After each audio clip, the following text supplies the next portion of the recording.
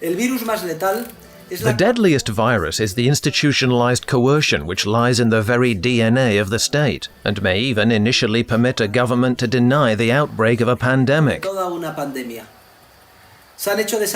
Evidence has been suppressed, and heroic scientists and doctors have been harassed and silenced simply because they were the first to realize and expose the gravity of the problem. As a result, weeks and months have been lost at an enormous cost. Hundreds of thousands of people have died due to the worldwide spread of an epidemic which, in the beginning, the shamefully manipulated official statistics made appear less dangerous than it actually was. The deadliest virus is the existence of cumbersome bureaucracies and supranational organizations, which did not manage or wish to monitor in situ the reality of the situation, but instead endorsed the information received, while offering constant support and even praising, and thus becoming accessories to all the coercive policies and measures adopted.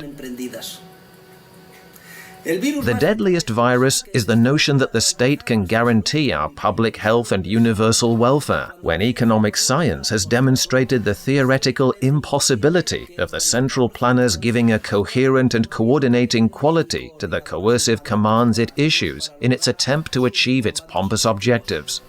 This impossibility is due to the huge volume of information and knowledge which such a task would require, and which the planning agency lacks.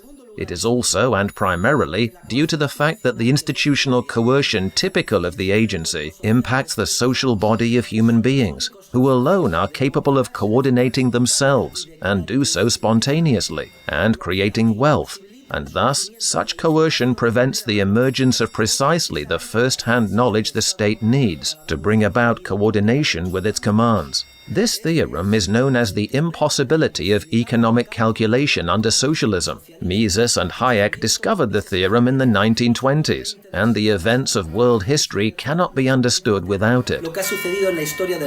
Mises and Hayek discovered the theorem in the 1920s, and the events of world history cannot be understood without it. The deadliest virus is the dependency and complicity shown toward the state by countless scientists, experts, and intellectuals. When authorities are drunk with power, this symbiosis leaves a manipulated civil society unarmed and defenseless. For instance, the Spanish government itself urged citizens to take part in mass demonstrations of hundreds of thousands of people, while the virus was already spreading exponentially. Then, just 4 days later, the decision was announced to declare a state of alarm and coercively confine the entire population in their homes.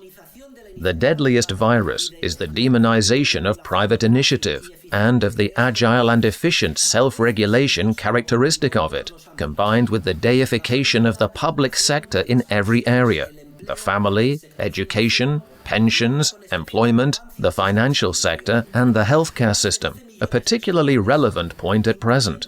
Over 12 million Spanish people, including, quite significantly, almost 90% of the more than 2 million government employees, and among them a vice president of the Spanish government, have freely chosen private healthcare over public healthcare. The doctors and nurses of the public healthcare system work hard and selflessly, and their heroic efforts are never sufficiently recognized.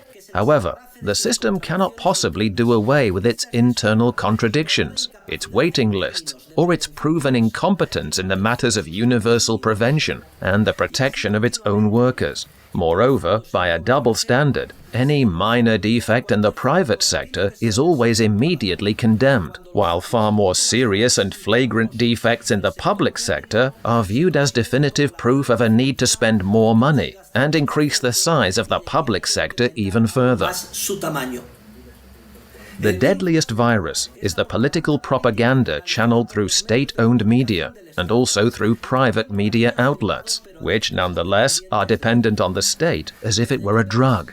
As Goebbels taught, lies repeated often enough to the population can be turned into official truths. Here are a few: that the Spanish public healthcare system is the best in the world, that public spending has continued to decrease since the last crisis, that taxes are to be paid by the rich, and they are not paying their fair share, that the minimum wage is not detrimental to employment, that maximum prices do not cause shortages, that a universal minimum income is the panacea of well-being, that the northern European countries are selfish and unsupportive because they do not wish to mutualize the debt, that the number of deaths officially reported reflects the actual number of deaths, that only a few 100,000 people have been infected, that we are performing more than enough tests, that face masks are unnecessary, etc. Any moderately diligent citizen can easily verify that these are all lies.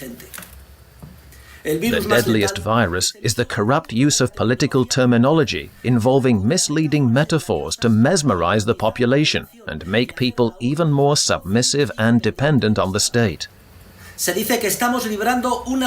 We are told that we are fighting a war and that once we win, we will need to begin the reconstruction. But we are not at war, nor is it necessary to reconstruct anything. Fortunately, all of our capital equipment, factories and facilities are intact. They are there, waiting for us to devote all of our effort and entrepreneurial spirit to getting back to work. And when that happens, we will very quickly recover from this standstill. However, for this to occur, we must have an economic policy that favors less government and more entrepreneurial freedom, reduces taxes and regulations, balances public accounts and puts them on a sound footing, liberalizes the labor market, and provides legal certainty and bolsters confidence. While such a free market policy enabled the Germany of Adenauer and Erhard to recover from a far graver situation following World War II, Spain will be impoverished and doomed to move at idling speed if we insist on taking the opposite path of socialism. The deadliest virus consists of the deification of human reason and the systematic use of coercion which the state embodies. It appears to us in sheep's clothing as the quintessence of a certain do-goodism that tempts us with the possibility of reaching nirvana here and now, and of achieving social justice and ending inequality. However, it conceals the fact that the Leviathan thrives on envy, and thus it fuels hatred and social resentment. Hence, the future of humanity depends on our ability to immunize ourselves against the most deadly virus, the socialism which infects the human soul and has spread to all of us.